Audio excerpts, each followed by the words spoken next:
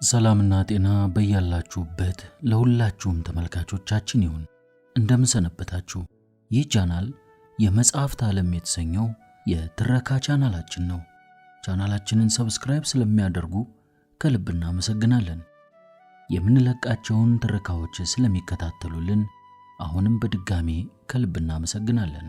የመጽሐፍት ዓለምን በተለያዩ አማራጮች መደገፍ የምትችሉ ምርጥ ወዳጆች ስላላችሁን አሁንም ክብረት ይስጥልን።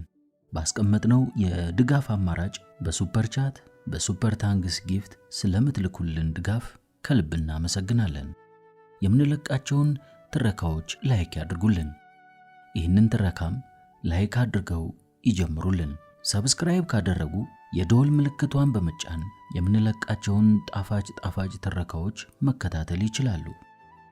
ዛሬ ከህይወት ምሻው ድንቅ አጫጭር ትረካዎች ውስጥ 3 ምርጥ ታሪኮችን መርጬ አዘጋጅቼላችኋለሁ። እነዚህ ታሪኮች እጅግ በጣም አዝናኝ እንዲሁም አስተማሪ እንደዚሁም ደግሞ ይሄም አለ እንዴ የሚያስብል ግርምትን የሚያጭሩ ቆንጆ ታሪኮች ናቸው።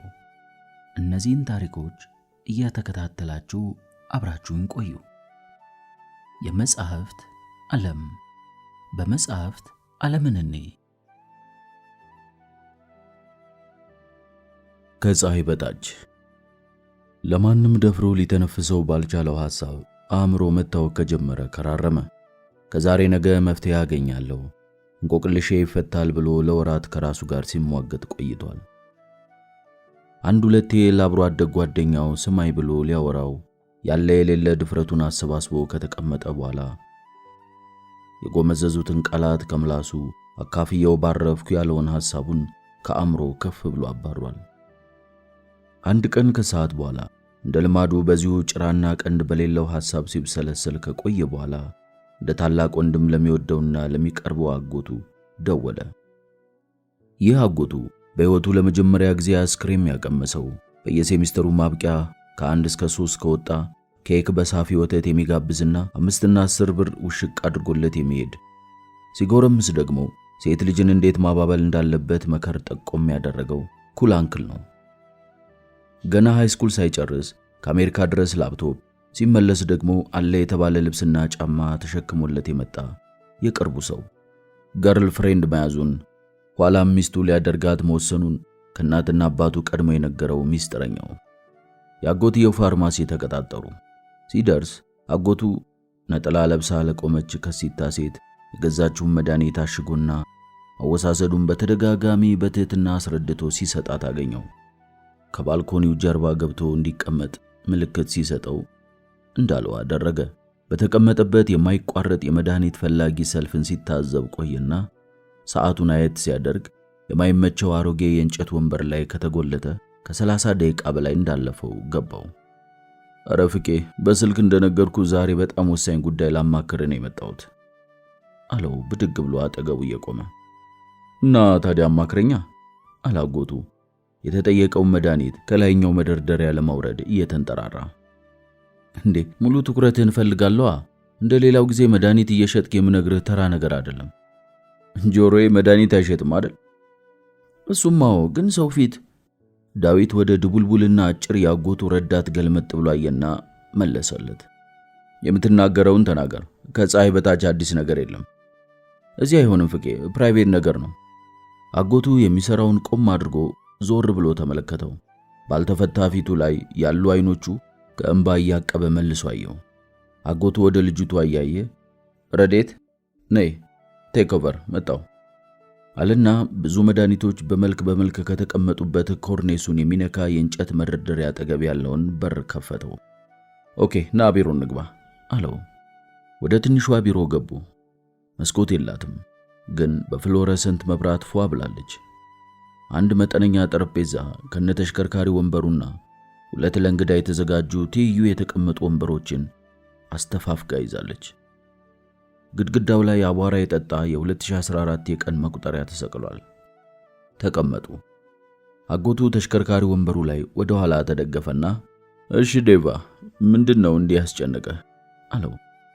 ዳዊት ቢሮውን ከዚህ ቀደም ቢያውቀውም ይበልጥ የጠበበ መሰለው። ብሮ ያደር ይጠባል በል ነው ወይስ ሳይነግሩህ በኮሪደር ልማት ያላጉህ ነው? አለው ሳቅ ብሎ። ዴቫ ስራ ትቼ ነው የመጣሁት፣ ወደ ጉዳይ ግባ አለው አጎትየው ኮስተር ብሎ። እሺ ዳዊት አቀርቅሮ መለሰ። በላ አይ እንደው ምን ብዬ እንደምጀምርልህ ግራ ገብቶኝ ነው። ከጉዳይህ ጀምራ። ነገሩ ትንሽ ከበድ ይላል፣ ትንሽም ያሳፍራል ፍቄ። ዴቫ ምንድን ነው? what is so hard? ነገርኩህ እኮ ከፀሐይ በታች። አይ አንተ እኮ አሜሪካ ስለኖርክ ሁሉ ነገር ይቀልሃል። እኔ ግን ሊስን አጎትየው ከተሽከርካሪ ወንበሩ ተነሳና ዳዊት የተቀመጠበት የእንግዳ ወንበር ፊት ለፊት ተቀምጦ ወደሱ ጠጋ ብሎ በእርጋታ just tell me it's me እኮ ዴቭ come on አለው። እሺ ስለ ሚቲ ነው።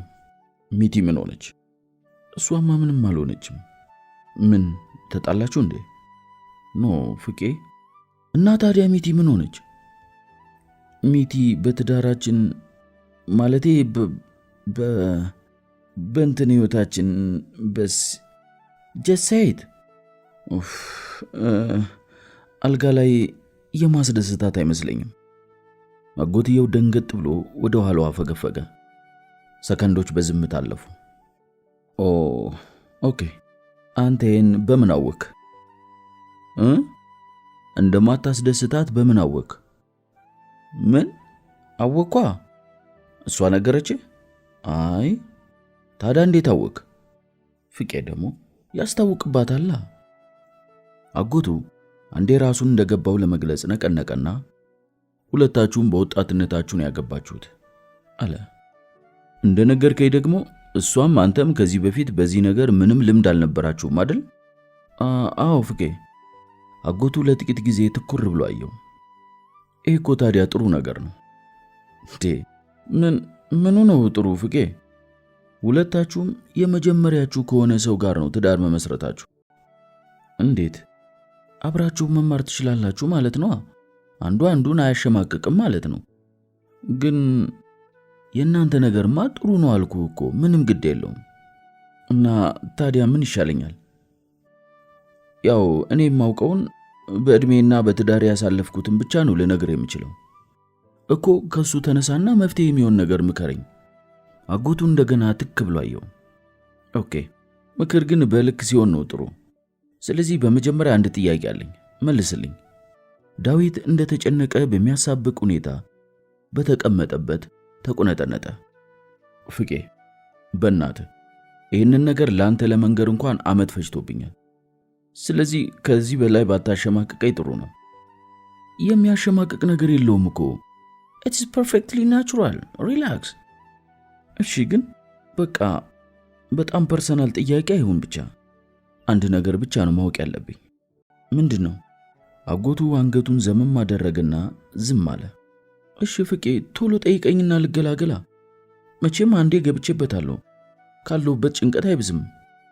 ግሬት አንሰር ሚ ዚስ። ነገሩን ስትጀምሩ እንዴት ነው የምትጀምሩት?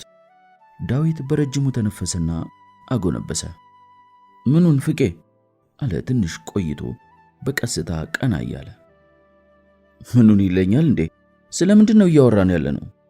ዌክ አፕ ዴቫ። we raised you better than this. ዳዊት ቀና አለና እሱንማ የምንጀምረው ልክ እንደ ማንኛውም ሰው ነው። እሺ ማንኛውም ሰው እንዴት ነው የሚጀምረው? ዳዊት አመነታ። ፍቄ ደግሞ ያው አልጋ ላይ እንውጣለን፣ መብራቱን አጠፋዋለሁ፣ ሳም አደርጋትና ልብስሽን አውልቂ ይላትና ያው። አጎቱ በድንገት ከተቀመጠበት ተነሳ። ዳዊት በረገገ። እንዴ ምንድነው ፍቄ አለ። ና። የት? እኔ ቤት እንሄዳለን። በመንገዳቸው አጋማሽ ላይ አጎቱ መኪናውን ከአንድ ሱፐርማርኬት ፊት ለፊት አቆመና ጥቂት ዕቃዎችን ገዝቶ ተመለሰ። የአፓርታማው ግቢ ሲደርሱ መኪናውን ያቆመው አጎቱ ዕቃዎቹን መሸከም እንዲያግዘው አካፍሎት ደረጃዎቹን ወጥተው ሁለተኛ ወለል ላይ የሚገኘው አፓርታማ ላይ ደረሱ።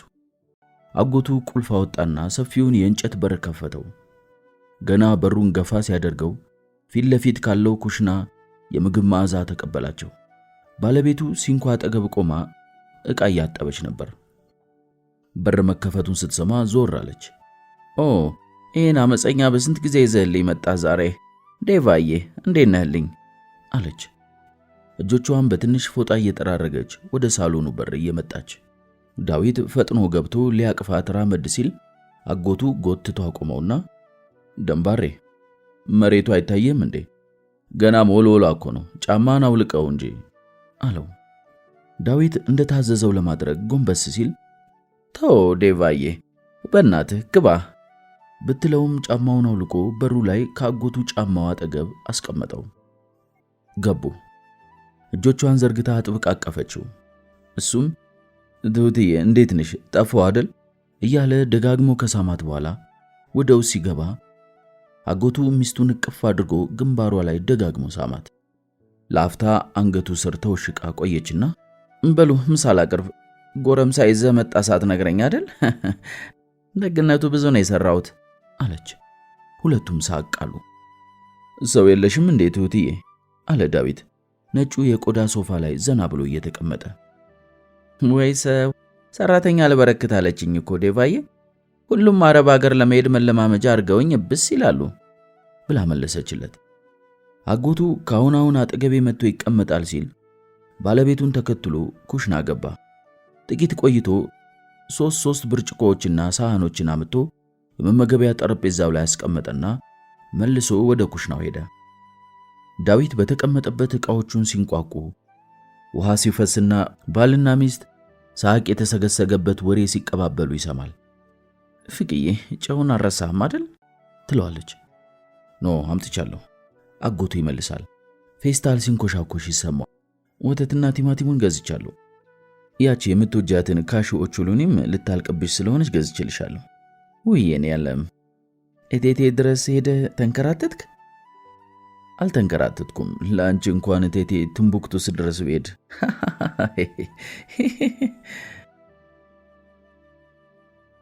ምሳ ቀረበ። በሉ። ቡና ተቀዳ። ጠጡ። ቡናው ሲያልቅ ትሁት ብድግ አለችና አብዛኛውን የቡና ዕቃ ሰበሰበች። አጎቱ የቀረውን ይዞ ተከተላት። ለመሄድ ሲነሱ አጎቱ እንደገና ግንባሯንና አይኖቿን አፈራርቆ እያየ ደጋግሞ ሳማት። ደህና ዋይልኝ እኔ ፍቅር አላት። ደህና ዋልልኝ አለሜ በስስት እያየችው መለሰች። ዳዊት ተሰናብቷት ወጡ። መኪና ውስጥ ከገቡ በኋላ አጎቱ ዞር አለና ዳዊትን አተኩሮ አየው። ዳዊት በዝምታ አጸፈው መለሰ። ዴቫ እንግዲህ ልነግርህ የፈለኩት ነገር እንደገባ ተስፋ አደርጋለሁ። ከወሬ ተግባር ይናገራል ብዬ ነው። ቅድም የጠየቅኩት ጥያቄ ያለ ምክንያት አይደለም። ሴክስ የሚጀምረው አልጋ ላይ በጨለማና በትዕዛዝ አይደለም። ስፔሻሊ ፎር ውመን ነገሩ የሚጀምረው ገና ቀኑ ሲጀምር ነው። ሳይጨልም ሳይተኛ ነው። ገብቷል አይደል? ዳዊት ፈገግ ሲል አጎቱ መኪናውን አስነሳ።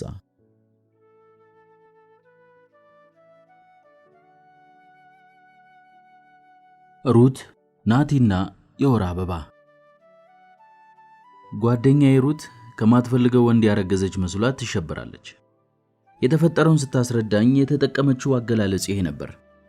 ሳላረግዝ አልቀርም አላለችም። የወር አበባ የዘገየ አላለችም። ትልቅ ስህተት ሰራው መሰለኝ እንደዚህም እንኳን አላለችኝ። አንድ ረቡዕ ከሰዓት በቢሮ ስራ እየተዋከብኩ ይደወለችልኝና በእናትሽ ከማይሆን ሰው ቀብ ሳላደርግ አልቀረውም ተረባብሻለሁ አለችኝ። እንዲህ ስትለኝ አለቃዬን ጨምሮ ከ7 ሰዎች ጋር የምጋራው ምንም ግድግዳ በሌለበት ልቅ ቢሮ ውስጥ ስለነበርኩ ለወሬዋ የሚመጥን ምላሽ ልሰጣት አልቻልኩም። ዙሪያ ገባይን ቃኘት አደረኩና በሹክሹክታ የት እንዳለች ጠየቅኳት። ስራ መስራት ስላቃተኝ አመመኝ ብዬ ቤት ነኝ አለችኝና ሁኔታዬ ስለገባት ከስራ ስትወጪ ቀጥታ ወደ እኔ ነኝ፣ ፕሬግናንሲ ቴስት ከፋርማሲ ይዘሽ፣ አንድ አይደለም 2 3 ብላ ጨመረች። ሌላስ ስላት፣ ሌላ ደግሞ ለመፍረድ እንዳትቸኩይ፣ በዚህ ጉዳይ ላይ ምንም አይነት ምክርም ሆነ አስተያየት እንዳትሰጪኝ አለችኝ። ለምን ሲባል ነው አስተያየት የማልሰጥሽ? ምክንያቱም የምትይኝን ሁሉ አስቀድሜ ስለማውቀው። አሁን የሚያስፈልገኝ ይህንን ከባድ ጊዜ አብሮኝ የሚሆን ጓደኛ ብቻ ነው። ከአንቺ በቀር ሌላ ሰው የለኝም። ፕሊስ አትምከሪኝ፣ አትፍረጅብኝ። ኦኬ አሁን ማውራት አልችልም፣ ስደርስ እንነጋገራለን አልኳት። ነገሩ ሳይዋጥልኝ ከስራ እንደወጣሁኝ መገናኛ አካባቢ ካለ መድኃኒት ቤት ጎራ ብዬ 2 የቤት ውስጥ የእርግዝና መመርመሪያዎችን ገዛው። ሁለቱም ማሸጊያዎች ላይ ነፍሰ ጡር በመሆናቸው የተደሰቱ የሚመስሉ ሴቶች ምስሎች ነበሩባቸው። በደስታ የሚያበራ ፊታቸው ከሩት ሁኔታ ጋር አልሄድ ብሎኝ ግራ ተጋባሁ። ሳያስቡት አርግዘው ካልፈለጉት ጸንሰው የፈሩ ወይም የደነገጡ ሴቶች ምስል ያለበት ይኖር ይሆን እንዴ? ሩት የምትኖረው ፍየል ቤት አካባቢ ባለ አንድ መኝታ ቤት አፓርታማ ውስጥ ነው። 4ኛ ፎቅ ላይ ነበር የምትኖረው። የህንጻው ሊፍት አንድም ቀን ሲሰራ አይቼው አላውቅም። የሚገባና የሚወጣውን ሰው ሁሉ በጥርጣሬ የሚመለከት ጎልማሳ ዘበኛ አለው። ገና ስገባ ገላመጠኝ። ችላ ብዬው ደረጃዬን ጀመርኩ። እያለከለኩ ሩት ደጃፍ ላይ ደርሼ በሩን ስትከፍትልኝ ሰውነቷን የዋጠ ሰፊና ረጅም ግራጫ ቲሸርት ለብሳ አገኘኋት። የቀይ ዳማ ፊቷ ከዚህ ቀደም አይቼው የማላውቀውን ድካምና ጭንቀት ተጫጭኖታል። ገና ከመቀመጤ 2 ነው የገዛሽው አለችኝ። ኦኬ። ጨርሼ ከማበዴ በፊት ቢያንስ 2 ውጤቱን አይተን እናረጋግጥ ብዬ ነው። ቆይ ግን ከዛ በፊት ለመሆኑ ፔሪዮድሽ ስንት ቀን የዘገየብሽ ስል ጠየቅኳት። 8 ቀን በቁማ ቁልቁል እያየችኝ መለሰችልኝ። 8? ይሄ ሁሉ ግርግር ለ8? አንቺ ደግሞ ሳምንት እኮ ረጅም አይደለም፣ ያን ያህል የሚያስደነግጥ አይደለም። ዝም ብለሽ ነው የተጨነቅሽው። ወይኔ ለኔ በጣም ረጅም ነው ታውቂያለሽ። የኔ ከ28 ቀን ግማሽ ሰዓት እንኳን አታሳልፍም። አንድም ቀን ዝንፍ ብላ አታውቅም እኮ። በጤናዬም አይደለም። በዛ ላይ ሁኔታዋን ስመለከት ለወትሮ ሩት ቀላሉን በማካበድና ቀጥታውን በማጠማዘዝ የምትታማ ሰው ስላልሆነች ጭንቀቷ ከልብ የመነጨና መሰረት ያለው እንደሆነ ገባኝ። የቀድሞ ፍቅረኛዋ ስም እንደ አብዛኞቹ መርዝ ልውስ የቀድሞ ፍቅረኞች ናቲ ይባላል። 4 በአካል 2-3 ደግሞ በስልክ አግኝቼዋለሁ። በሰፊው ያገኘሁት ባለፈው ዓመት ለሩት ልደት ባዘጋጀሁት የራት ግብዣ ላይ ነበር። ሰው ሊበላና ሊጠጣ ተሰብስቦ ማንም ሳይጠይቀው 20 ደቂቃ ሙሉ ስለ ክሪፕቶከረንሲ ካላስረዳዋችሁ ብሎ ሲያሰለቸን ነበር ያመሸው። ከዚያ በኋላ 4 ኪሎ አዶርሲ ካፌ ከሩት ጋር ተቀምጠው አግኝቻቸዋለሁ። እኔ ደግሞ ሌላ ሰው ቀጥሬ ስላረፈደብኝ አብሬያቸው ተቀምጫለሁ። በስራ የጓጎለ ገላዬን ላፍታታ የዛላ አእምሮዬን ላዝናና በሄድኩበት ካፌ አግኝቶ እንዴት አድርጎ እንዳስጀመረው ባልገባኝ ወሬ ጋብቻ ማለት የዘመናዊ ወንዶችንና ሴቶችን ፍላጎት የማያገናዝብ ያረጀ መዋቅር ነው ብሎ እስኪያዛጋኝ ደሰኮረብኝ። የቀጠርኩት ሰው መጥቶ እፎይ ብዬ ስሰናበታቸው ለጠጣሁት አይስ ላቴ እንድከፍል ጠየቀኝ። እኔም ሩትም ክው ስንል ሳቀና ግድ የለም የዛሬውን እከፍልልሻለሁ፣ ግን በየቲክቶክ እኩል ነን የምትሉትስ እኩል ከሆናችሁ ቢል ሲመጣ ሽሽቱ ምንድነው? ያን ዕለት አንጀቴ እርር ብሎ ካልከፈልኩኝ ሞታለሁ ብልም በሁኔታው የተሸማቀቀችው ጓደኛዬ ልመናው አሳዝኖኝ እየከፋኝ ሄድኩ። ሩትና ናቲ አብረው በሆኑ በ3 ወራቸው ፍቅር ሰርተውና እርቃናቸውን ተቃቅፈው በተኙበት በዚያው ሰሞን አንድ ቢሮዋ ሲመላለስ ከወደዳት ልጅ ጋር መሳሳቱን ቀለል አድርጎ ነገራት። ከቅፉም ካልጋውም ተስፈንጥራ ስትወጣና በንዴት ስትጨስ ምንም እንዳልተፈጠረ አይቷት መዋሸት ነበረብኝ፣ ቢያንስ ስህተቴን አውቄ እውነቱን መናገሬን እንኳን አታደንቅልኝም ብሎ እሷኑ ከሰሳት። ስለዚህ ሩት ከማይሆን ወንድ ሳላረግዝ አልቀርም ስትል ከማን ማለቷ እንደሆነ ወዲያውኑ ገብቶኛል። ከናቲ ጋር እንደገና ብዬ ጠየቅኳት። መልስ ሳትሰጠኝ ወደ ኩሽና ሄዳ የኤሌክትሪክ የሻይ ማፍያው ላይ ውሃ መሙላት ጀመረች። ስሚ እንጂ ከናቲ ጋር ተኛሽ? ተከተልኳትና ጠየቅኳት። እንደዚህ አትበዩ። እንዴት ልበለው ታዲያ? ትከሻዋን ሰበቅ አድርጋ ለብዙ ዓመታት የምጸጸጥበት አሳዛኝ ስህተት ሰራሁ በዩ አለችኝ። ሻይን ጥዳ 2 ባለጆሮ ሻይ ስኒዎችን ስታወጣ ኩሽናው መግቢያ ላይ ባለው ባለጌ ወንበር መሰል ወንበሯ ላይ ሳይመቸኝ ተቀመጥኩ። ነገሩ የተከሰተው ከ3 ሳምንት በፊት እንደነበረ ነገረችኝ። በዚያች ልጅ ምክንያት ተለያይተው ወር ካለፈ በኋላ ከመሸ ወደ አፓርትመንቷ መጥቶ በስርዓቱ እንድንነጋገር ፈልጋለሁ አላት። ብታየው ጭምትርትር ብሎ ነበር። አስኮናኝ፣ በቃ አሳዘነኝ አለችኝ። አብዛኛው ወንድን አስመልክቶ በሴቶች የሚፈጸም ከባድ ስህተት የሚጀምረው አሳዘነኝ በሚል ቀላል ቃል ነው። ልግባና እንነጋገር አላት። ገባና ተነጋገሩ። እሷ እንዳለችኝ በጣም እየተቅለሰለሰ ይቅርታ ጠየቃት። ብዙ ስህተቶችን እንደሰራ አመነ። በየቦታው የምትገጥመውን ሴት ሁሉ ከሷ ጋር እያነጻጸረ እሷ ጫፍ ላይ መድረስ ሲያቅታት በጸጸት እንደተንገበገበ ተናዘዘ። ምን ያህል እንዳስቀየማት ቆይቶ እንደገባው ነገራት። ለመሆኑ ይህ ሁሉ ነገር እንዴት ባንዴ የተገለጠልህ ስትለው አንዲት በጣም ቆንጅዬ ልጅ በእጮኛዋ ተከርታ ስታለቅስ የሚያሳይ ፖድካስት ካየ በኋላ እንደሆነ አጫወታት። ደግሞ እኮ ስታምር ሰው ከሰው እንዲህ አምሮ አይወጣ ማለት ቴዲ አፍሮ። በእሷ ላይ የሚደርብ ወንድ ግን ምን ገገማ ነው በእናትሽ ብሎ ጨመረላት። ከዚያም ዝናብ ጣለ። ዝናቡ በጣም ኃይለኛ ስለነበረ ውጣና ሂድ ማለት ነውር መስሎ ተሰማት። ዝናቡ ጋብ እስከሚል ድረስ እንዲቆይ ፈቀደችለት። እስከዚያ ብላ ሻይ አፈላች። ከቆየ አይቀር ብላ እራት አቀረበች። ወይ ይሄ ዝናብ እኝኛ ለኮ ሲላት ወይን ቀዳች። ጠጡ። ወይኑና የተለማመዱና የተነፋፈቁ ገላዎቻቸው ተባብረው አልጋዋ ላይ ጣሏቸው። ኮንዶም አልተጠቀማችሁም ስል ጠየኳት። ኮንዶም ብንጠቀም እዚህ አዘቅት ውስጥ ገባ ነበር እንዴ አንቺ ደግሞ በሚል አስተያየት ገረመመች። አይ እንደው በመሃል ሌላ ነገር ተከስቶ እንዳይሆን ብዬ ነው እንጂ እሱማ ገብቶኛል አልኳት። አልተጠቀምንም ረገጥ አድርጋ ተናገረችው። የጓጓሁለት ረጅምና ልብ አንጠልጣይ ድራማ ተጠቅማችኋል በሚል ጥያቄና አልተጠቀምንም በሚል አጭር መልስ ባጭሩ ተቀጨ። ወደ ሳሎን ተመለስን። ሻዩን ቀዳችው። ሰፈሯ ካለው ስመጥር ዳቦና ኬክ ቤት የገዛችውንና አብዘቼ የምወደውን ቸኮሌት ንግር ቦምቦሊኖ አቀረበችልኝ። ቦምቦሊኖ እጅ መንሻ እንደሆነ ተሰምቶኛል። ከዚያ የማትወጂውና እንደማይመጥነኝ ደጋግመሽ የነገርሽኝን ከንቱ የቀድሞ ፍቅረኛዬ ጋር በእንዝላልነት ተኝቼ ሳላረግ ስላልቀረው ይቅርበኝ።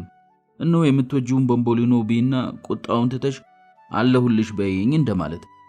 ሰኒያችንን ይዘን ተቀመጥን። ግን ሁለታችንም ሻያችንን አንዴም ፉት አላልንም። በይ እንግዲህ እንዲህ ካስጨነቀሽ ቴስቱን ውሰጂና ቁርጡን እንወቅ አልኳት ቆየት ብዬ። አይ አለችኝ። አይ አሁን ደግሞ ማድረጉን ፈራሁት። ምን ማለትሽ ነው? ቴስት ማድረግ ካልፈለግሽ ለምንድነው እንደዚህ አዋክበሽ ገዝተሽ ነው ያልሽኝ? የሆነ ስቱፒድ ሐሳብ መጥቶልኝ ነው። ምን አይነት ስቱፒድ ሐሳብ? ቴስቱን ውሰጂ እርጉዝ መሆኔን እስካላወቅኩኝ ድረስ አሁንም ነፃ ሴት ነኝ የሚል። ካላወቅኩኝ እርጉዝ አይደለሁም አይደለ? ሳይንስ ከዚህ ሐሳቧ ጋር እንደሚቃረን ነገርኳት። አንቺ ደግሞ ያልቸገረሽን ለሳይንሱ ካንቺ እኔ አልቀርብም ቢጨንቀኝ እንጂ አለችኝ። መውጫ ቀዳዳ ያሳጣት ጭንቀቷ አጃጃላት እንጂ እውነቷን ነው። ለሳይንሱ እሷ ትቀርባለች። አባብዬና ሳምኛት በመጨረሻ ምርመራውን ለማድረግ ወደ መታጠቢያ ቤቷ ስትገባ ሰዓቱ ወደ እኩለ ሌሊት ተጠግቶ ነበር። ውጤቱ አዎ አርግዘሻል ከሆነ ንዴታችንን ለማብረድ ወይን ጠጅ እየጠጣሁና መፍትሄ ሳፈላልግ አነጋለሁ። አይ ከሆነ ደግሞ ደስታዋን ለማጋራትና ናቲን በምላሳችን ለመቦጫጨቅ አብሬያት ጽዋ አነሳለሁ። ምንም ተፈጠረ ምን እዚሁ እንደማድር አውቃለሁና ሶፋው ላይ ተመቻችቼ ተቀመጥኩ። እየተቁነጠነጥኩ ሶፋው ላይ በተቀመጥኩበት ከመታጠቢያ ቤት ቧንቧ ከፍታ ውሃ ስታፈስና ከዋናው መንገድ ህንጻ ላይ እየነጠረ የሚመጣውን የመኪናዎች ጥሩምባ አዳምጣለሁ። ሶፋዎቹ መሃል ተንሰራፍቶ የሚገኘው 4 ማዕዘን የእንጨት ጠረጴዛው ላይ ለውዝ የያዘ ሚጢጢ ጎድጓዳ ሳህን፣ ምጥቀት በቅኔ አክናፍ የሚል ርዕስ ያለው ግማሽ የተነበበና በአፍጢሙ የተደፋ ረጅም ወፍራም መጽሐፍ፣ አነስተኛ የጥፍር ቀለም ማስለቀቂያ የያዘ ሮዝ የፕላስቲክ ጠርሙስ፣ ተጨምዳደው የተጣሉ ቁርጥራጭ ሶፍቶች፣ ሻይ የጠጣንባቸው ስኒዎችና አንዴ ገምጬ የተውኩትን ዶናት የያዘ ዝርግ ሳህን አለ። ሁሉም ተራና የመደበኛ ህይወት አጃቢ ነገሮች ሆኑብኝ። በዚያችው ቅጽበት በ3 ወይም በ4 እርምጃ ርቀት በሚገኘው መታጠቢያ ቤት ውስጥ ሁሉንም ነገር ድብልቅልቅ ሊያወጣ የሚችል ክስተት እየተከናወነ ስለመሆኑ የማያሳብቁ ተራ ኮተቶች። ሩት ነጩን የፕላስቲክ ዘንግ ጫፍ ይዛ ወደ ሳሎን ስትወጣ የሞት ፍርዷ እስከሚፈጸም በመጨረሻ ሰዓቷ ላይ የምትጠባበቅ ፍርደኛ ትመስል ነበር። 3 ደቂቃ ጠብቁ ይላል አለችኝ ሶፋው ላይ ቁጭ እያለች። እንግዲያውን ጠብቃ አልኩኝ። ጠረጴዛው ላይ አስቀምጠው አሁን ገነፈለ ተብሎ እንደሚጠበቅ ድስት ሙሉ ወተት አፈጠጥንበት። ወይ ሴት መሆን ግን ሲያስጠላ አለች በመሃል። ሴት መሆን ምኑ ነው የሚያስጠላው? በትንሽ ነገር ትልቅ ድምዳሜ ላይማ አትድረሽ መለስኩላት። እንግዲያው ባዮሎጂ ነው የሚያስጠላው፣ በተለይ የሴት ባዮሎጂ። እሱ ያስኬዳል። ግን ለምን ሁሉ ነገር ዳገት የሚሆንብን ለምንድን ነው እኛም እንደ ወንዶቹ በገላችን እንዳሻን አዘንበትና ተደስተንበት ይሄ ይመጣል ብለን ሳንሳቀቅ መኖር የማንችለው? it is not fair። ታዲያ ይሄ ይመጣል የሚለውን ሰቀቀን ለመቀነስማ መፍትሄዎች ነበሩ አይደለ አልኳት ዞር ብዬ ያየኋት። በስጨት ብላ ምንም አልፈርድብሽም አላልሽኝም ነበር ስትል ዘንጉ አዲስ መልክ አወጣ። አንድ መስመር ብቻ አሳየ። አላረገዘችም። ሩት ረጅም የእፎይታ ትንፋሽ ወስዳ ሶፋው ላይ ተደገፈችና አይኖቿን ጨፈነች። ተመስገን ተገላገልሽ ብዬ ፈታ ከማለቴ ግን ፍንጥር ብላ ተነስታ ግንጺ እውነተኛውን ውጤት ለማወቅ ገና ቢሆንስ አለችኝ። ፔሬዴ 8 ቀን ሆኖታል አላልሽኝም? ቅድም ብዙ ሳነብ ነበር። ወይ ይሄ ንባብ ሌላውን ታየው፣ ግን ለዚህ ስትይ ማንበብ ማቆም አለብሽ እኮ። እንድትስቅና ዘና እንድትል ነበር እንዲህ ማለቴ። እሷ ግን ፊቷን አኮማትራ እንዴት አላነብም? ይሄ ዋይፋይ ካልተቋረጠማ ማበዴ ነው፣ እንቅልፍ የለኝም እኮ አለችኝ። የመጀመሪያው ሳምንት እንዲህ አለፈ። ምርመራው ሁሉ አላረገሽም ይላል። የወር አበባዋ ግን የውሃ ሽታ ሆነች። ሰላም አጣች። በቀጣዮቹ ቀናት ሩት ከእንቅልፍ ርቃ ሌሊቱን ሙሉ እርግዝናን አስመልክቶ ያለ እረፍት ጉግል የምታደርግ ሰው ሆና አረፈችው። እያንዳንዱ የማርገዝ ምልክት የታየባት ይመስላታል። መጠነኛ ቁርጠት፣ ማቅለሽለሽ፣ ራስ ምታት፣ የጡት ህመም፣ ሌላም። እንደ ኢንተርኔት ከሆነ ሁሉም በእርግጠኝነት የእርግዝና ምልክት ነው። ኤአይማ አቅሏን ሊያስታት ደርሷል። ያረገዝኩ ይመስልሃል ስትለው አዎ፣ ያላረገዝኩ ይመስልሃል ስትለው አዎ እያለ ውሽንብር ውስጥ ከተታት። ከስራ በኋላ ማታ ማታ ሰው ዳቦ እንደሚገዛው ፋርማሲ እየቀያየረች የእርግዝና ምርመራ ገዝቶ ወደ ቤት መግባት አመሏ ሆነ። ውጤቱ ግን አንድና ተመሳሳይ ነበር፣ ኔጋቲቭ። ምናልባት እኔ ለየት ካሉ ሴቶች የምመደብ ሆን እንዴ አለችኝ አንድ እሁድ ማታ ላይ በስልክ። ድምጿ ቅዝዝ ብሏል። ምን አይነት ሴቶች? 9 ወር ሙሉ በሚስጥር እርጉዝ ሆነው የሚቆዩ ሴቶች አሉ ይባላል። ሳያውቁት ማለትሽ ነው? ኖ፣ ቴስት ሁሉ የማያየው እርግዝና የሚከሰትባቸው ሜዲካል ሚራክል ነው የሚል አንብቤ ነበር። ሩት አንቺ እንደዚህ አትመስይኝም። ግን ብሆንስ? ጊዜው ሲገፋ ካደረግነው ሁሉ የተለየ ነገር ማድረግ አለብን ብዬ ወተወትኳትና ፊጋ አካባቢ ከሚገኘው የማህፀን ሐኪም ጋር ቀጠሮ ያዘች። አብሬያት ሄድኩ። የሴት ጓደኝነት በብዙ ነገር ይፈተናል። አንደኛው በአንድ እጃቸው ያበጠ ሆዳቸውን ደገፍ አድርገው በሌላኛው ደግሞ የባላቸውን እጅ ይዘው ወዲህ ወዲያ በሚሉ ነፍሰ ጡር ሴቶች መሃል አርግዤ ባልሆነ ብላ ጸሎት ቢጤ ከምታጉተመትም ጓደኛ ጎን ተቀምጠው አርግዛ ባልሆነ ማለት ነው። በዝግታ እንዳታብድ አለሁልሽ ማለት ነው። ሐኪሟ ከጠበቅነው በላይ ወጣት ነበረች። ትሁት ብትሆንም ተመሳሳይ መረጃን ከመደጋገም የመጣ የሚመስል መታከት ይታይባት ነበር። ሩት አብሬያት እንደሆነ እንደምትፈልግ በአጽንኦት ካስረዳቻትና ከተቀመጠን በኋላ መኖርና መማር ሁሉንም ነገር አቃሎ እንዲያይ ባደረገው ሰው ስሜት ውስጥ ሆና ገለልተኝነት በተሞላበት ድምፅ ተከታታይ ጥያቄዎችን ጠየቀቻት። የወር አበባሽ ስንት ቀን ዘገየ? ከዚህ በፊት የወር አበባሽ አመጣጡ የተስተካከለ ነው? ህመም ይሰማሻል እንዴ? የቱ ጋር? ደም መፍሰስ አለብሽ? ለመጨረሻ ጊዜ ያለ መከላከያ የወሲብ ግንኙነት ያደረግሽው መቼ ነበር? ከዚህ ቀደም እርግዝና ተከስቶብሽ ያውቃል? ሩት ፍርድ ቤት መሐላ ፈጽሞ ቃል እንደሚሰጥ ምስክር በታማኝነት መለሰች። ሐኪሟ የአልትራሳውንድ ምርመራ ካደረገችላት በኋላ ወደ ቦታዋ ተመልሳ የደም ምርመራ አዘዘች። እርግዝና ያለ አይመስልም አለቻት። ሩት ወደ ቀደመ ቦታዋ ሳትቀመጥ በቁሟ አይመስልም ማለት ምን ማለት ነው ዶክተር አለች። እርግጠኛ ሆነን መናገር የምንችለው ከምርመራው በኋላ ቢሆንም ምን ግድ የለም፣ ውጤቱ ይምጣና ያኔ እንነጋገራለን። ይህንን ላብራቶሪ ይዛችሁ ሄዱና ሐኪሟ በትህትና ፈገግ አለችና መረጃ አቀብላን ስትጨርስ ማውራት አቆመች። እኔ ተነስቼ የሩትን እጅ ይዤ ለመውጣት ስሰናዳ ግን ያልተፈታውን የሩትን ፊት ስታይ ሐዘኔታ ብጥ የተሰማት መሰለኝ። ክፉኛ መጨነቅም የወር አበባን ሊያዘገይ ይችላል አለች። የወር አበባን ሊያዘገዩ የሚችሉ ብዙ ምክንያቶች አሉ። የሆርሞን መዛባትም ሊሆን ይችላል። የሴት ሰውነት ኮምፕሊኬትድ ነው ብላ ጨመረች። በሰሩት ሥራ መሸማቀቅስ የወር አበባን ሊያዘገይ ይችላል ስትል ሩት ጠየቀች። እኔም ሐኪሟም ደንገጥ አለን። አጣድፌ ይዣት ወጣሁ። ሐኪሟ በስተመጨረሻ ያለቻቸው ነገሮች ውጤቱ እስከሚደርስ አበረታቷት። የደም ምርመራ ውጤቱም ኔጋቲቭ ሆኖ ተገኘ። ሩት ግን እፎይ ከማለት ይልቅ ተናደደች። ተይው፣ ድሮም አውቄው ነበር አለችኝ ቤቷ ደርሰን ከመግባታችን። ምኑን ነው አውቀሽው የነበረው? ገላይ ነው እየቀጣኝ ያለው የገዛ ሰውነቴ። ማለት ያንን ሁሉ ላደረገኝ ከንቱ ሰው ዳግመኛ አሳልፌ ስለሰጠሁት አዝኖብኝ ነዋ።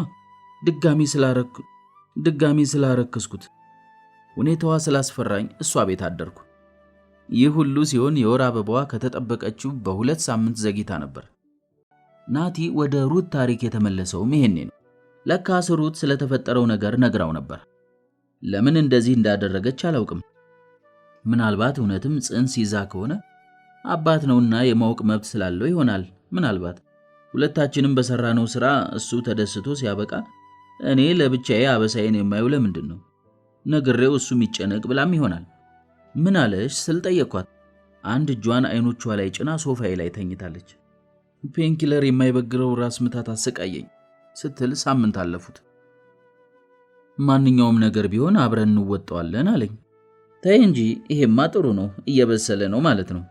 ባክህ ደግሞ እያወቅሽው እንደማታውቂው አትሁኚ። ናቲ እኮ የሚበስለው ጥሬ ሆኖ የበሰለ። ተይ ሰው መቼም እያደረ ይቀየራል። እሱን ተይው። ይልቅ ግን ባዶ እጁን አለመምጣቱ ገረመኝ። ምን ይዞልሽ መጣ? 2 ኪሎ ሙዝ። ሰላም ሳይሆን ፖታሺየም የሚያስፈልገኝ ይመስል ሳኩኝ። ደሞ ምን ቢለኝ ጥሩ ነው? ሩት ቀጠለች። እርጉዝ ከሆንሽ አገባሻለሁ። ጋደም ካልኩበት ቀና ብዬ ተቀመጥኩ። እውነት እንደዚህ ያለሽ? አዎ። እናስ ምን ተሰማሽ ማለቴ ነው? ሊያስመልሰኝ ነበራ። ፈገግ አልኩ። ቋቅ ነው ያለኝ። እሱ ባለው ነገር ይሁን የእውነት እርጉዝ ስለሆንኩ እንጃ፣ ግን አቅለሽልሾኛል። እና ምን አልሽው አንቺ? ምን እለዋለሁ? እውነት ግን የሚያስብ አንጎል አለ አልኩት። ያን ሁሉ ነገር አድርጎኝ ገና ለገና ተሳስቼ ስላረገዝኩኝ ኃጢያቱ ሁሉ በልጁ የሚሰረይለት ነበር የሚመስለው። ትክክለኛውን ነገር ለማድረግ እየሞከረ መስሎኝ ነው ሩትዬ። እዚያው ባለበት ያድርገው። ትክክለኛውን ነገር የማድረግ ጊዜማ ረፈደ። ድሮ ነበር ትክክል መሆን። ሩት በንዴት ስትንጨረጨር የችግሩን እውነተኛ ምንነት ያየሁት በዚያች ቅጽበት ነበር። ጓደኛዬ በሰራችው ስህተት እፍረትና መሸማቀቅ የተሰማት አርግዣለሁ ብላ ስላሰበች ብቻ አልነበረም። ሩት አርግዞ መውለድን ወልዶ ማሳደግን በብቸኝነት ልትወጣው የሚያስችል አቋም ያላት ሰው ናት። ሳታገባ ወለደች የሚሉ ሐሜተኛ ምላሶች ሰብረው የሚጥሏት ልፍስፍስ ሴት አይደለችም። ልትቋቋመው ያልቻለችውና እንዲህ ለሳምንታት ያቀወሳት ጉዳይ ማርገዟ ሳይሆን ከናቲ ማርገዟና በዚህም ሰበብ ከእሱ ጋር ለዘላለም በልጅ ገመድ መታሰሯ ነበር። እና ደግሞ ቀኑ ሙሉ ቴክስት ይልክልኛል አለች ትንሽ ቆይታ። ምን አይነት ቴክስት? በላሽ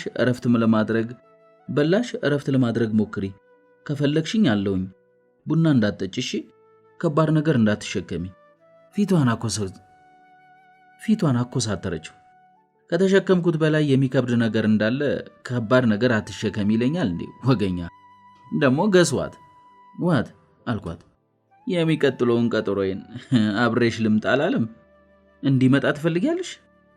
ደግሞ መንታ ፍየሎች አምጬ ቦልድ ይሻለኛል። ከት ብዬ ሳኩኝ። እየሳቀች ትራስ ወረወረችብኝ። ሳቋን አፍቆኝ ነበር። ከ2 ቀን በኋላ ናቲ ደወለልኝ። ከዚህ በፊት ያወራነው በሩት ስልክ ስለነበረ የኔን ስልክ ቁጥር እንዴት እንዳገኘ አላውቅም። ጽዮን አለኝ። ጽዮንዬ አለኝ። ግራ ተጋብቼ ሃይ ናትናኤል ደህና ነህ አልኩት። በእኔ ቤት ስሙን ባለማቆላመጥ እየቀጣሁት ነበር። ደህና ነኝ ጽዬ። አሁንም እኔ ዝም ስለው እንዴት ነሽ አለኝ። ምን እንዴት ነሽ አለሁ። ተጨንቄያለሁ አልኩኝ ቆጣ ብዬ። መልስ አልሰጠኝም። ለምን ደወልክልኝ? ሩት እንዴት ናት ብዬ ልጠይቅሽ ነው። ታዲያ እሱን ራሷን ሩትን መጠየቅ ትችል የለ እንዴ? አይ ስልኬን አትመልስም። ጭጭ አልኩ። ረጅም ትንፋሽ ወሰደ። በዝምታ የጸናው። ሩትን በተመለከተ በጣም ማዕት ስህተቶች እንደሰራው አውቃለሁ አለ ድምፁን ከማውቀው አለስልሶ። ግን የሆነው አንዴ ስለሆነ በምችለው ሁሉ ትክክለኛውን ነገር ለማድረግ እፈልጋለሁ። ደግሞ ማን ያውቃል? ይሄ ነገር የተፈጠረው እግዚአብሔር አብረን እንድንሆን ስለፈለገ ሊያጣምረን ፈቃዱ ሆኖ ሊሆን ይችላል። እግዚአብሔር ደግሞ እዚህ ውስጥ ምን አገባው? እንዲህ ልለው ፈለኩኝ። እና ታዲያ ትክክለኛው ነገር ምንድነው ስል ጠየቅኩት። አብሬያት ከጎኗ መሆን ነዋ። ኃላፊነት የመወጣት አስፈላጊ ከሆነ መጋባትም እንችላለን ሲል የድምፁ ስሜት እንግዲህ ቀዶ ጥገና ያስፈልጋል ካላችሁኝ ምን አደርጋለሁ ቅደዱኝ የሚል ሰው ይመስላል። አማራጭ አጥቶ የማይፈልገውን ነገር እንዲያደርግ አጣብቂኝ ውስጥ የገባ ሰው። ሩት ጸነሰችም አልጸነሰችም ለምን ከእሱ ጋር ህይወት መመስረት እንዳልፈለገች አሁን ፍንትው ብሎ ታይቶኛል። እሷ ግን አንተን ማግባት የምትፈልግ አይመስለኝም አልኩት ጨከን ብዬ። ያም ሆነ ይህ ከጥቂት ዝምታ በኋላ አሁን ዋናው ጉዳያችን እሱ አይመስለኝም፣ ከዚያ የሚቀድም ነገር አለ አይደለ? በዚህ አባባሉ ተስማማው። ከዚያ በኋላ የሩት የወር አበባ መቅረት የቡድን ፕሮጀክት ሆነ። እንደ እናት ሆና ላሳደገቻት ታላቅ እህቷ ስትነግራትማ ነገሩ ተባባሰ። በወንድ የተማረሩ ሴት ማህበርተኞቿን ምክር ተጣረሱ ወይም ተጣለዙ ሳትል ቃል በቃል እያመጣች ትግታት ጀመር። ቀረፋ ጠጪ፣ ቀረፋ የሚባል እንዳትጠጪ፣ እስቲ ዞር ዞር በይ፣ አትጎለጅበት። ምንድነው እንደዚህ መቅበዝበዝ? እስቲ አረፍ በይ። ገላሽም በሙቅ ውሃ እንዳትታጠቢ፣ እስቲ ቀዝቃዛ ሻወር ውሰጅበት። ምን ማድረግ እንዳለብሽ ካሁኑ አስቢበት። ኧረ አትጨነቂ። በተለይ የመጨረሻው ምክር ምንም የማይጠቅም ነበር። በዚያ ሰሞን ሩት ቦርሳዋ ውስጥ ሞዴስ ይዛ መዞር ጀመረ። ይሄንን የምታደርገው ተስፋ ሰንቃ ይሁን ተስፋ መቁረጥ አላውቅም። በሶስተኛው ሳምንት መጨረሻ ላይ ነገሩ አስቂኝ ባህሪ መያዝ ጀመረ። ፔሬድ ትመጣለች አትመጣም በሚል ሚጢጥዬ የገንዘብ ቁማር አደራን። ሽንት ቤት በገባች ቁጥር መጣች አልመጣችም የሚል የውርርድ ጨዋታ ጀመርን። አንድ ቅዳሜ ቤቴ እያለሁ ናቲ ግዙፍ የአበባ እቅፍ ላከ። አልቀበልም ብላ ኮስታራዋን ዘበኛ ውሰደው አለችው። ብሩ ነበር እንጂ ይሄ ነገ አፈር የሚሆን ቅጠል ምን ያደርግልኛል ብሎ እያጉረመረመ ሄደ። በሌላ ቀን ደግሞ ምግብና አይስክሬም እንደላከላት ነገረችኝ። እሱንም ለዘበኛው ሰጠችው። ያኔ አላጉረመረመም። በቀን 10 ጊዜ በሚልካቸው ቴክስቶቹ ማንኛውም ነገር ቢከሰት ለዘላለም ከጎንሽ ነኝ ብሎ አተተ። እኔስ ታዲያ የምፈራው እሱን አይደል ካንተ ጋር ለዘላለም መሆንን ብላ መለሰችለት። በሚቀጥለው ሳምንት ዓርብ ምሽት ቤት የተመቻችቼ በተቀመጥኩበት ደወለችልኝ። አሁኑኑ ነይ አለችኝ። ስሮጥ ቤቷ ደረስኩ። ገርበብ ብሎ የተከፈተ በሯን ገፍቼ ወደ ውስጥ ገባ። መታጠቢያ ቤቷ ወለል ላይ ሙሉ ቱታ ለብሳ ዘርፍጥ ብላለች። ትከሻዋ ላይ ፎጣ ጣል አድርጋ አገኘኋት።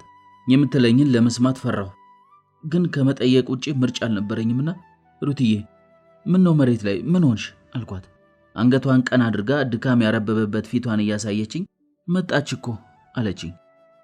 ላፍታ ያለችኝን ነገር መረዳት አቅቶኝ ነበር። ከዚያ ግን ገባኝ።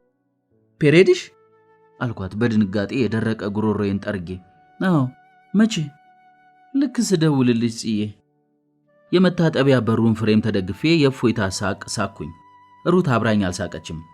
ወለሉ ላይ እንደተቀመጠች በዝምታ አቀረቀረች። እንኳን ደስ አለሽ ሩትዬ አልኳት። ከማይሆን ሰው አላረገሽም። ተያት ቀልጂ ጽዬ አለችኝ። እየቀለድኩ አይደለም። ይሄ እኮ እፎይ የሚያስብል ዜና ነው አይደለም እንዴ?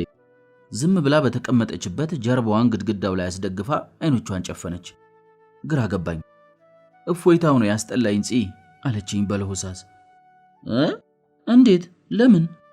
ምክንያቱም ከደህና ሰው ባረግዝ ኖሮ ወልዶ መሳሚያ የነበረ ማለቴ 30 ሊሞላኝ 2 ወር እኮ ነው የቀረኝ። እንኳን አላረገዝኩ የምልበት የአፍላነት እድሜ ላይ አይደለሁም። ምንም አላልኩም። የመታጠቢያ ቤቱ ፍሎረሰንት ነጭ የመብራት አጥበረበረኝ። የተዘጋው የሽንት ቤት መቀመጫ ላይ ተከፍቶ የተተወ የሞዴስ ፓኬት፣ መሬት ላይ አጠገቧ የተቀመጡትን ስልኳን፣ ግማሽ ባዶ የውሃ ብርጭቆና አፍ ክፍቱን የቆሻሻ መጣያ በተራ በተራ አየሁት። የቤት ውስጥ የእርግዝና መመርመሪያን ይዘው የነበሩትን ሳጥኖች ቃኘት አደረኩት። የመጨረሻው መመርመሪያ መቼ እንደተጠቀመችና በሱና አሁን በከፈተችው የሞዴስ ፓኬት መሃል የምን ያህል ጊዜና ስሜት ርቀት እንዳለ ለማስላት ፈለኩ። ሙሉ በሙሉ በከፈተችው ትንሿ የመታጠቢያ ቤቷ መስኮት በኩል በሚያባባ ሁኔታ የሚያለቅስ ሕፃን ልጅ ድምፅ አፈትልኮ ገባ። ሩት አይኖቿን ከፈተች። ከዚህ ሁሉ የጭንቅ ጊዜ በጣም ደባሪው ነገር ምን እንደነበር ታውቂያለሽ? ሳታይን ጠየቀችኝ። አላውቅም። እንደዚያ ያስፈራኝ ማርገዝ አልነበረም። ቢሆንማ ኖሮ አሁን ደስ ይለኝ ነበር። የፈራሁት ሕይወት በሲምፕል ስህተት በስንት አበሳ ካመለጥሽው ወንድ እግር ስር እንዴት በቀላሉ ልታነጥፍሽ እንደምትችል ስላየው ነው። ምንም ማለት አልፈለግኩኝም። እሷ ሻወር ስትወስድ እኔ ወደ ኩሽና ሄጄ ሻይ አፈላሁ። በፎጣ ታሽጋ ስትወጣ ወደማውቃት ሩት የተመለሰች ያህል ቅልል ብላ ታየችኝ። የቀይ ዳማ ፊቷ እንደ ድሮ ያበራል። ልብስ ለብሳ ወደ ሳሎን እንደተመለሰች ያቀረብኩትን ሻይ በዝግታ መጠጣት ጀመረች። እና አሁን ለናቲ ምን ልትነግሪው ያሰብሽ ስል ጠየቅኳት። እውነቱ ምንድነው?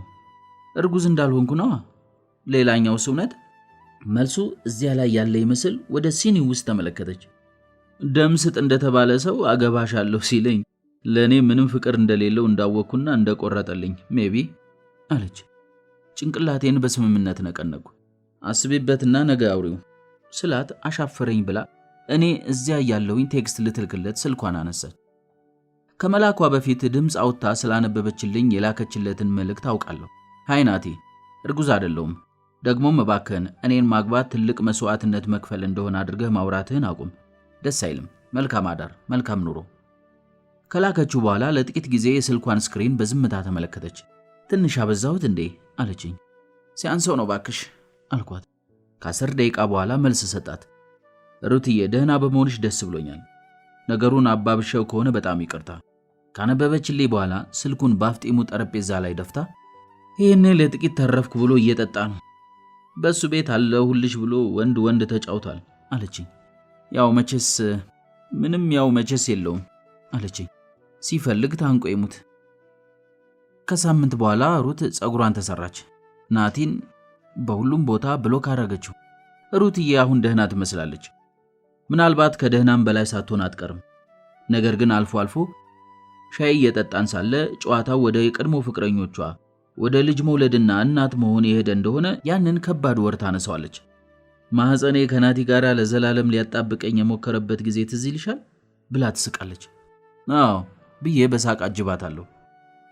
ዘግተሽ የወጣሽውን በር አስከፍቶ ከውስጥ ሊዘጋብሽ ነበር ብዬ ጨምርላታለሁ። የሆነ ሆኖ ሩት የናፈቀችውን የወር አበባዋን ተቀብላ የጠላችውን ናቲን ከህይወቷ እስከ ወዲያኛው ያስወጣችው እንዲህ ነበር። ተፈጸመ። ዲክሽነሪዋ 2 ዓመት ሊሞላው 3 ሳምንት የቀረው ግን ሳይደህ የሮጠ ሳይኮላተፍ ምላሱ የተሳለ የጨቅላነት ወራትን በችኮላ ዘሎ በቀናት የጎለመሰ የፍቅር ታሪክ አለኝ። ውክቢያችን ጊዜን ለመቅደም ይመስል ነበር። ጊዜ ራሱ ነገረ ስራችን እያደናገረው ሐረቀስ ብሎ እስኪያዝንልን ድረስ ለመፋቀር ተጣደፍን።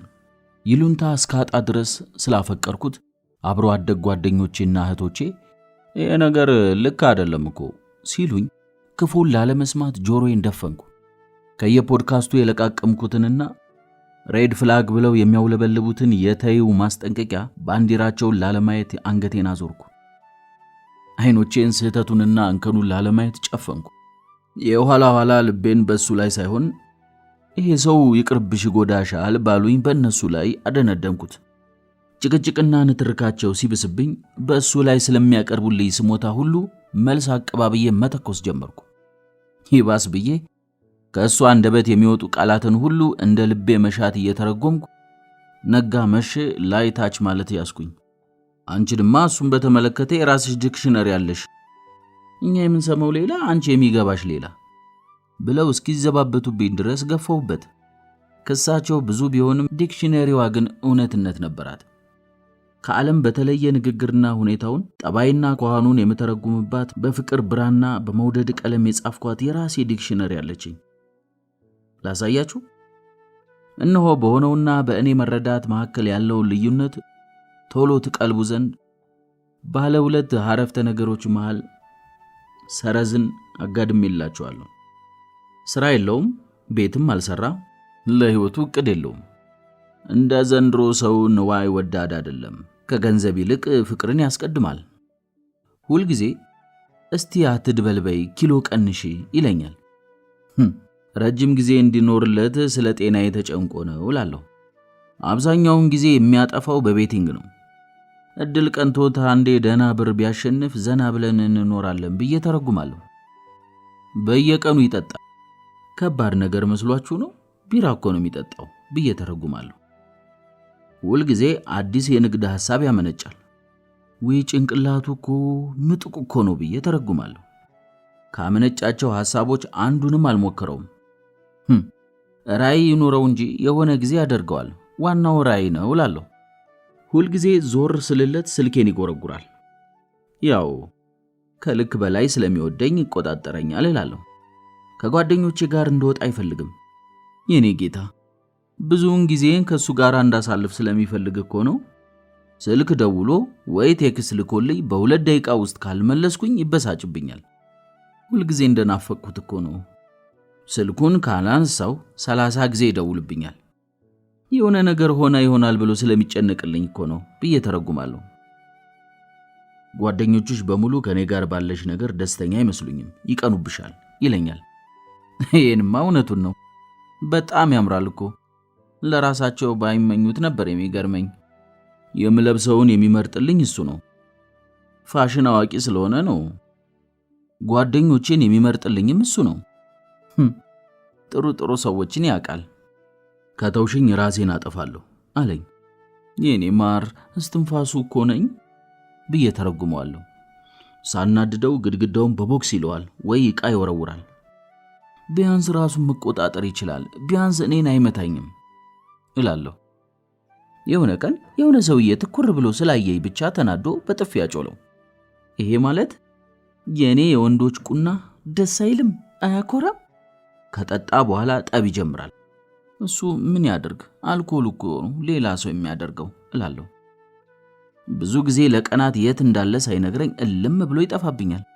ወንዶች እኮ እንደኛ እንደ ሴቶች አይደሉም። ስሜታቸውን የሚያስተናግዱበት መንገድ ከኛ በጣም ይለያል። አንዳንድ ጊዜ ሰከን ለማለትና ለማሰብ የራሳቸውን ጊዜ ያስፈልጋቸዋል እላለሁ። እሱ ፈልጎ ካልደወለ እኔ ስደውል ስልኩ ብዙ ጊዜ ዝግ ነው። ያው የባትሪ ችግር ነው።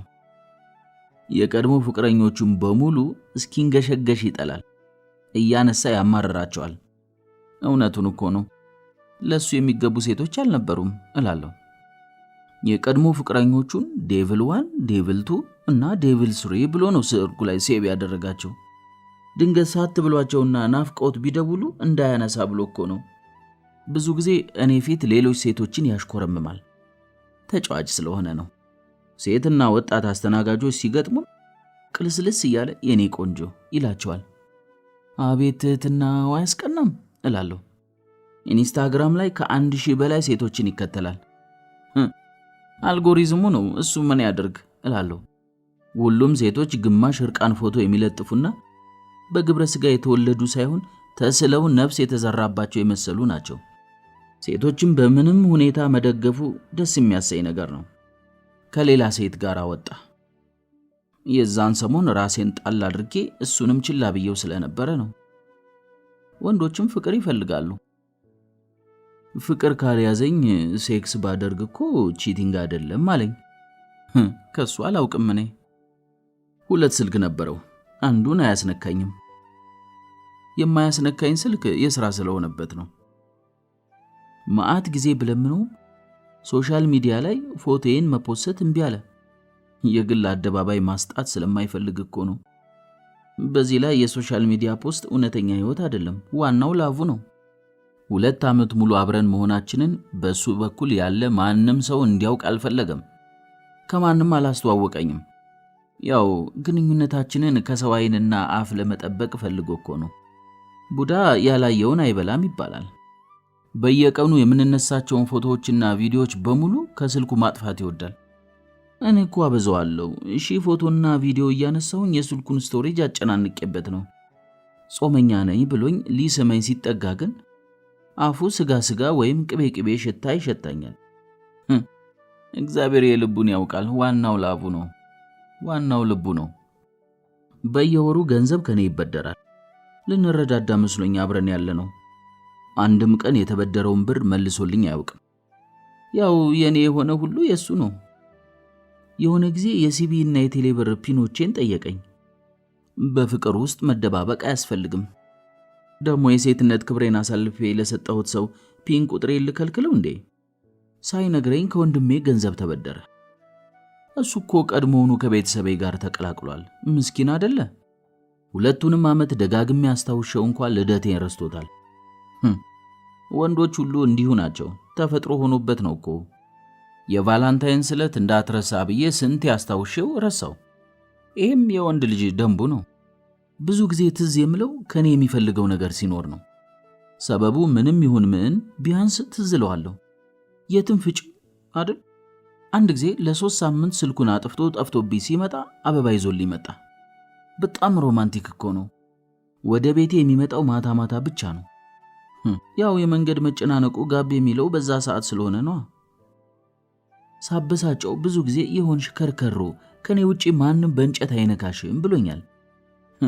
የሆዱን ስለሚናገር ክፉ ይመስላል አይደል? ግልጽ ስለሆነ እኮ ነው።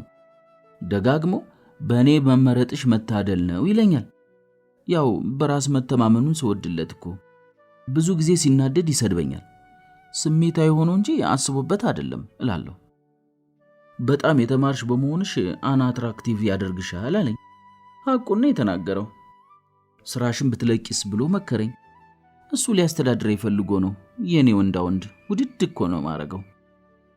ብዙ ጊዜ ስለማይረቡ ነገሮች ይዋሸኛል። ሁሉም ሰው ያው ይዋሻል። ስለ ትልልቅ ነገሮችም ደጋግሞ ይዋሻል። መልአክ መስሎ ቢፈጠርም ያው የሰው ፍጹም የለውም።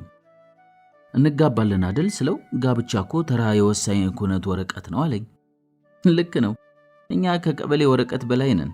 ከአንዴም 2-3 ሴቶች አንዴ ካገቡ በኋላ አሮጌት፣ ዱባ፣ አስጠሊታ፣ ነዝናዛ፣ አሰልቺ ይሆናሉ ብሎኛል። ችግር የለም ሲያገባኝ ሐሳቡን አስቀይረዋለሁ። ልጅስ ስለው ልጅ መውለድ ማለት የራስን ሕይወት አከተመ ብሎ መፍረድ ነው አለኝ። ያው ጊዜ እንስጠው። የወርቅ ፍልቃቂ እምቦቀቅላዎችን ላስታቅፈውና ገና ዛሬ መኖር ጀመርኩ ማለቱ አይቀሬ ነው። ተው ግን እንጋባ ብዬ ስነተርከው እግዚአብሔር ሲል አገባሻለሁ አለኝ። እኔም አሜን አልኩኝ። እናቴ ግን የምትወድሽ አይመስለኝም ብሎኛል። ሰው አባቱንና እናቱን ይተዋል፣ ከሚስቱም ይጣበቃል፣ ሁለቱም አንድ ስጋ ይሆናሉ። ከእናቱ መዳፍ ፈልቅቄ አውጥቼ ከራሴ አጣብቀዋለሁ አልኩኝ። እናቱ አሁንም የሚለብስና የሚበላውን ትመርጥለታለች። ያው ሴቶችን በጣም ያከብራቸዋል። አንድ ቀን መንገድ ላይ ያገኘችን እህቱ አምርራ ጠልታኛለች። ያው ለወንድሟ ተጨንቃ እኮ ነው። አብዛኞቹ እህቶች እንዲህ ናቸው። እኔም ለወንድሜ ሲሆን አራስ ነብር ነኝ። እሱ እንዳለኝ የቀድሞ ፍቅረኞቹ በሙሉ የለየላቸው ቀውሶች ነበሩ። ምስኪን የኔ ጌታ በመጨረሻ እኔን በማግኘቱ ምንኛ ታድሏል። እሱ እንዳለኝ ሕይወቱን በሙሉ የገጠሙት አለቆች ደደቦች ነበሩ። ገና ለገና አቅሙን አይተው ቦታቸውን እንዳይቀማቸው መመኘታቸው መቅናታቸው እኮ ነው። አይሰው በተደጋጋሚ ከቤተሰብ አስተዋውቀኝ ስለው እምቢ አለ። ያው ያዋከቡት ነገር ምዕራፍ አያገኝም አለ ዘፋኙ። ጋብቻ ፍቅራችንን ያበላሸዋል አለኝ። በእናቴና በአባቴ አይቼዋለሁ። እኔም ለማግባት 35 ዓመት እስኪሞላኝ እጠብቃለሁ አለኝ። የበሰለ ሰው ውሳኔ ነው አይደል? እርግጥ ስንገናኝ እድሜው 38 ነበር። አሁንም ቢሆን ወጣት ነው። ወንዶች በ80 ዓመታቸው እንኳ ልጅ መውለድ ይችላሉ አይደል እላለሁ። በተዋወቅን በሳምንታችን የእውነት የማፈቅረው ከሆነ አብሬው እንድተኛ ጠየቀኝ። በጣም ስለወደደኝ እኔም እንዳፈቀርኩት ማረጋገጫ ፈልጎ ነው ብዬ በአንድ ወር ውስጥ 5 ጊዜ መለያየት አለብን ብሎኝ ነበር። ምን ያህል እንደሚያፈቅረኝ ሲያስብ ፍርሃት ውስጥ ገብቶ ሲርበተበት ያደረገ ውሳኔ ነው። ባለቀስኩ ቁጥር ነገር ማጋነንና ድራማ ትወጃለሽ ይለኛል። እውነቱን ነው። ስሜታዊነቴን መቀነስ አለብኝ። ሁሌም በትንሹም በትልቁም ለማልቀስ ሰበብ የምትፈልጊ ሕፃን ስለሆንሽ ካስከፋውሽ ይቅርታ ብሎ ይቅርታ ነው የሚጠይቀኝ። ቢያንስ ይቅርታ እየጠየቀኝ እኮ ነው።